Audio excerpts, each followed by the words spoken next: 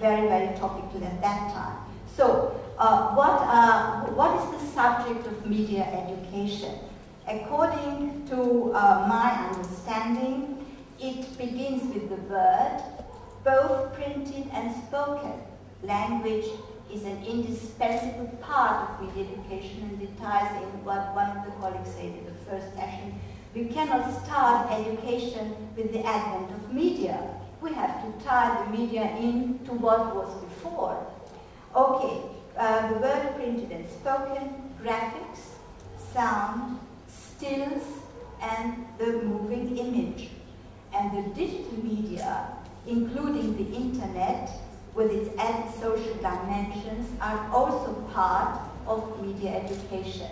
So we tried to shatter the old enumeration of the sort of popular media like film and television, and I think that working with the basic elements of each and every medium is giving a sort of a coherence to a context that can be used. So, is that exhaustively, or do you want, I mean, I could go on endlessly, but I'm not the only one here, so. Or is there something missing? I think it's a very good start. Can I just come back to you quickly? Okay. To say, if you're adopting an extremely broad picture of media, that's actually, by implication, you're including books, yeah? Language, can you teach that just in one subject in the curriculum? Because there were people here calling for media education as a separate subject. Could you have that as one subject? Well, my idea or the concept we are trying to implement is a so-called integrative media education, which means we need one subject in its own right, media studies, whatever, it already exists, but this is not enough, because we know that each and all knowledge that is transported in the various disciplines of school subjects is more or less mediated through media. So what we need is learning through media, which was listed in the first session, should be complemented by learning about the media in the subjects, meaning that a biology teacher, a physics teacher, science, mathematics, they can use the media as aids, the so-called media didactics, as we call it in German terminology, but at the same time, the key concepts of media education should also be implemented in this subject-specific area. I don't know if I can make myself understood, but this is integrating learning through media and learning about the media. So what we need for this, and I'm finishing now, sort of this part, is initial teacher training, which gives each and every teacher in the sort of training, in the initial training period, a main idea of what it means to be a teacher in a media, in an information age.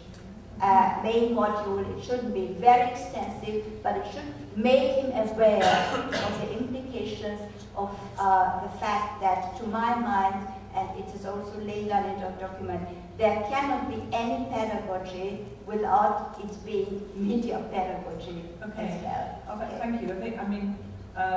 I think we'll come back. Also, this question of training is going to come up again later. I don't think it will go away. Paolo, can I ask, in your investigations, are you looking at media literacy in that very broad term? Are you looking at books, for example? How do people get competent with dealing with books? Well, in the investigation, the research that we are conducting on behalf of the European Commission, that is about assessing media literacy levels in Europe, we start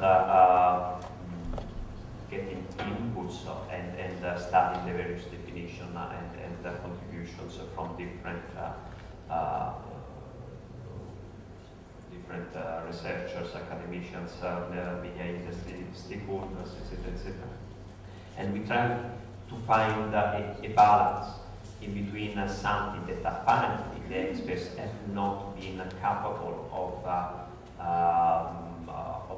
agree on a common definition is at the end of the day we found that we sort of agree in what media literacy is, although we use different definitions.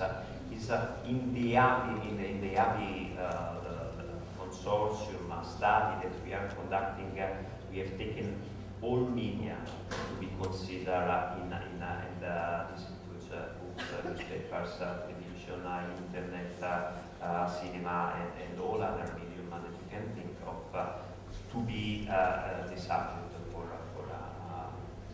for the study itself.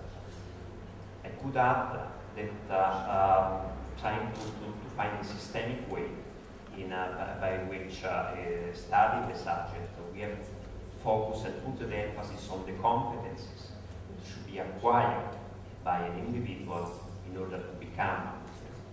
And there are three competencies that we have selected. The first one is technical skills that they refer to the access and use of the media, and as a preliminary condition, the availability of the media itself.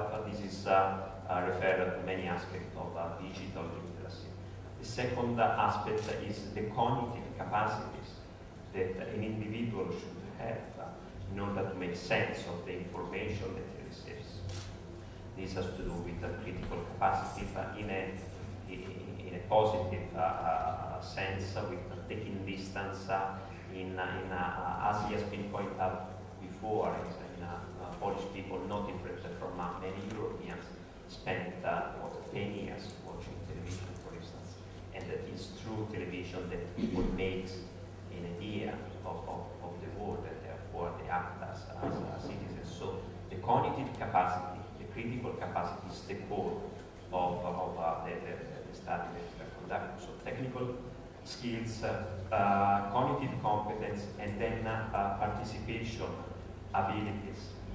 That is the way by which a message is created and communicated. So your focus is really much more on the processes of education rather than the content, rather than the actual sort of specific media that people look at. Yes, it is at the end of the day sort of the content that is transmitted. Is I would say regardless from the platform that is used.